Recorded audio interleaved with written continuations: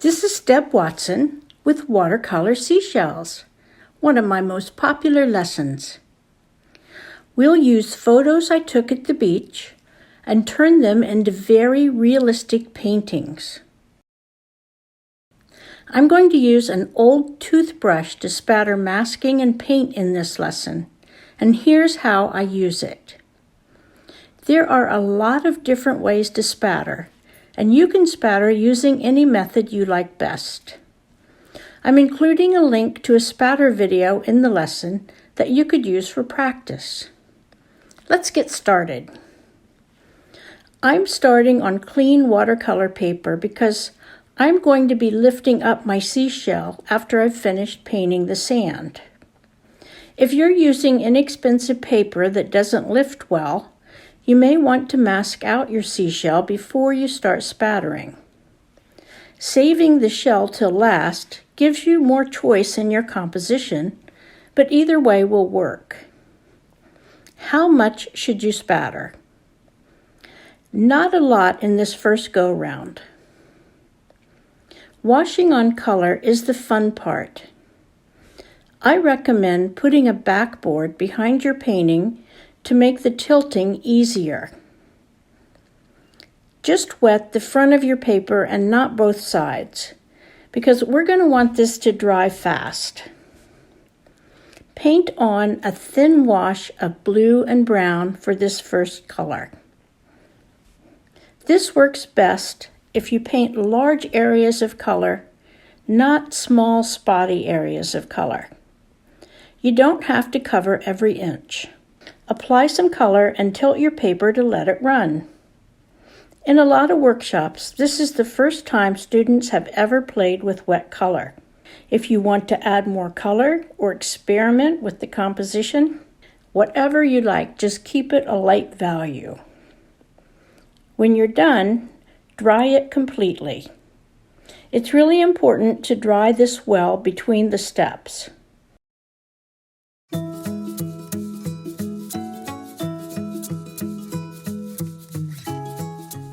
This time, I'm squeezing my brush to drop in paint.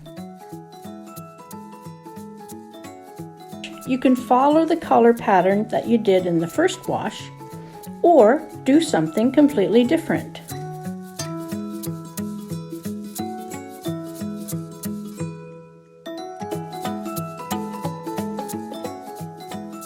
Tilt it this way and that way. See how the paint mixes together. If you tilt it diagonally, that's always good. Even a subtle diagonal will add a lot of movement to your finished painting.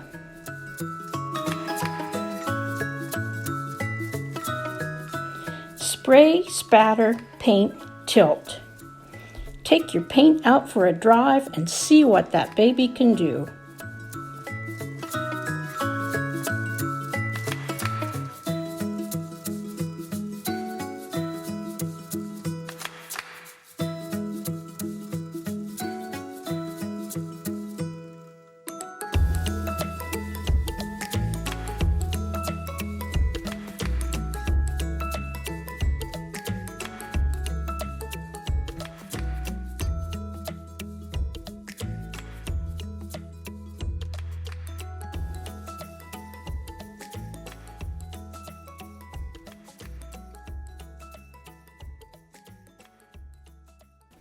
Each wash of color should be a little darker in value, that means just use more paint, than the one that you did before it. You can do spatter, light wash, spatter, medium wash, spatter, dark wash. Your beach can be however you envision it. Lighter, darker, grayer, more colorful. Everyone seems to have a different idea of what a wet beach looks like. But with this blue and brown paint, you can get any version that you want. The thing I like is that the style of the painter always shows in the finished painting, even if they don't have any idea that they have a style. When should you stop? I would recommend you do at least 3 layers of spatter and paint to get a three-dimensional sand look. You don't want to cover every inch of the paper with spatter, so stop sometime before that.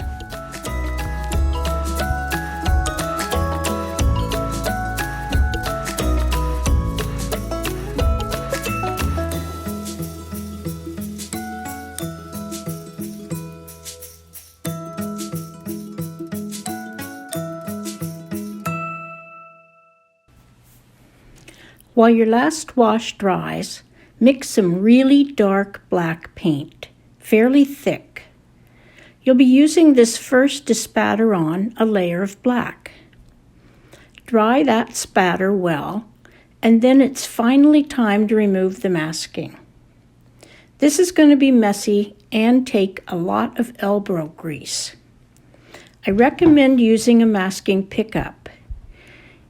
You can see the sand effect emerging as soon as you start to remove the masking. Here I have to stop and peel off the removed masking from the edges of my pickup several times. And here's the finished product. I cut a shell stencil out of an old photograph the size that I wanted. I taped the stencil down so that it doesn't move. Then I take a damp piece of Mr. Clean's magic eraser. See the paint that comes up from one wipe? You need to wipe and turn so you don't rub that lifted paint back into your paper. Then rinse the paint out and wipe some more. When you get down to less concentrated paint, you can do 2 or 3 wipes before you need to turn the sponge to a clean side. And that's it. If you rub too much, you'll damage the paper, so stop here. And once again, dry it well. I'm drawing in my shell detail, but you can tape your reference photo over the lifted area and trace the details on if you'd like. There's a shadow side and a light side, and white on the top edge. I always put some pink, that's just a light red, in the shadow side for a center of interest.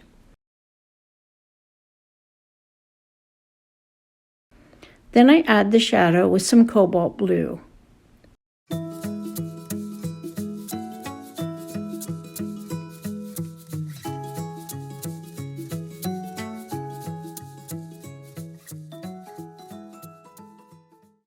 Paying attention to where the shadows and highlights are can add a lot of realism, like that little dark under the edge of the top.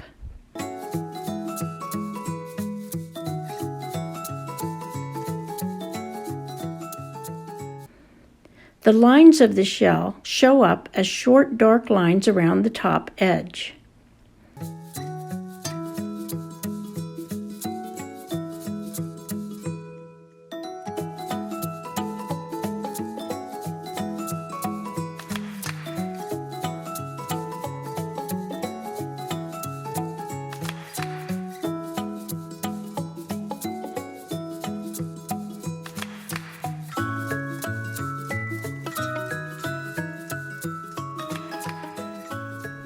Now for the white. My white was nearly dry, so I had to add a few drops of water and stir it up with the end of my brush. I paint the sunlight side white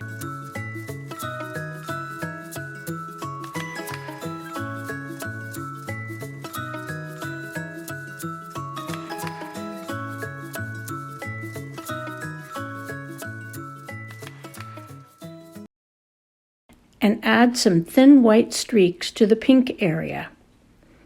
I like detail, so I work on getting the values where I see them and softening the edges. As long as you get the main highlights and shadows in, your shell should be fine. The outside of the shell has a highlight as well.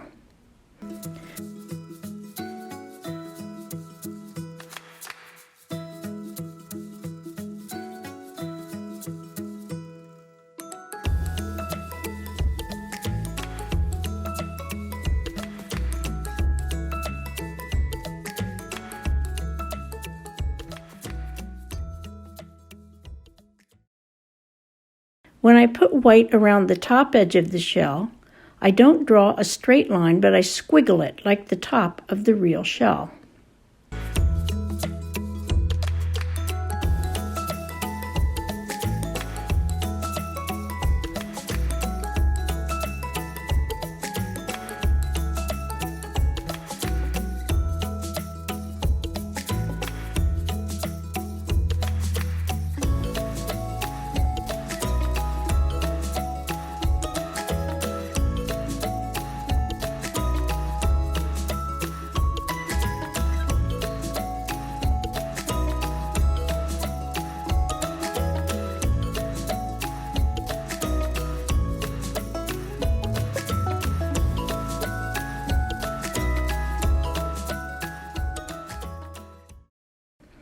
There is a line of real dark across the back of the shell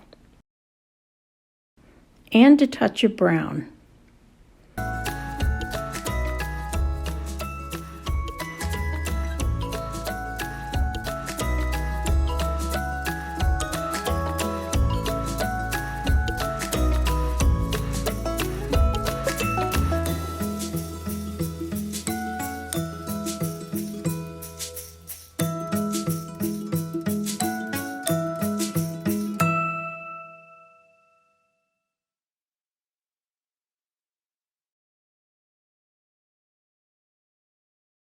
Last, add some sand to the inside of your shell. I start with a medium dark gray and paint a small blob inside the shell.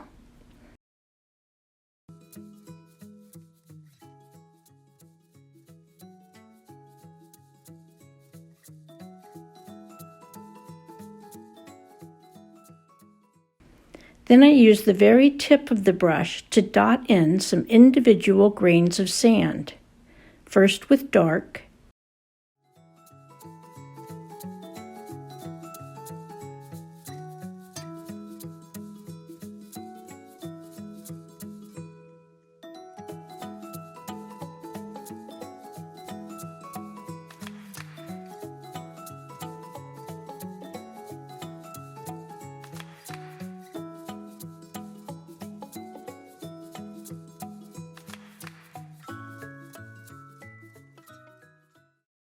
and then with white.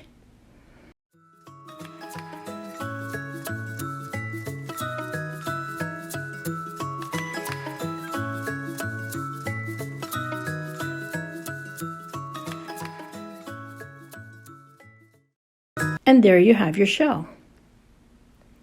Now, I didn't mix up enough black paint for the shadow, so I'm mixing more. I'm using a darker blue, that's ultramarine blue, and my brown, mostly paint and very little water. It's a good idea to draw exactly where you want the shadow, but it's hard to see unless you have a white pencil. So just do the best you can. You want the shadow really dark near the shell and lighter as it moves away from the shell. Try to lay the shadow color on very gently with as few brush strokes as you can use. Don't go over any area more than once.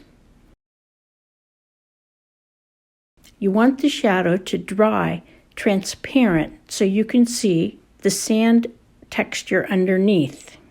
Add shadows to some of the smaller spots of white around the paper. Be sure your shadows go diagonally in the same direction as the shell. I tend to group the shadowed spots together in clumps, and I don't usually add any above the right side of the shell. Isn't that effect amazing? Because my shadow dried darker than I wanted, I'm re-wetting a few spots and lifting up just a little.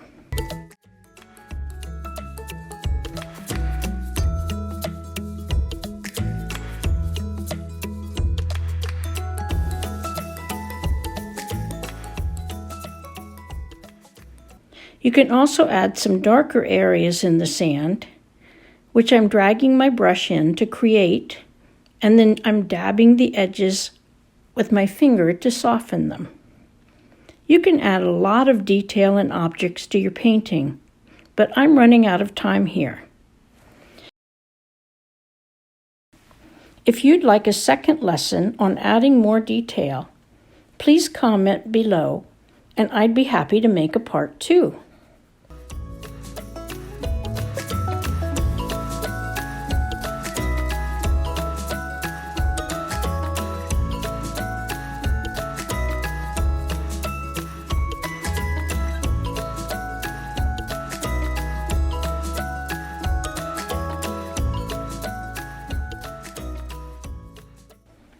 I'd suggest doing a series of small seashell paintings with different shells that you could hang together. The possibilities are endless. Happy painting!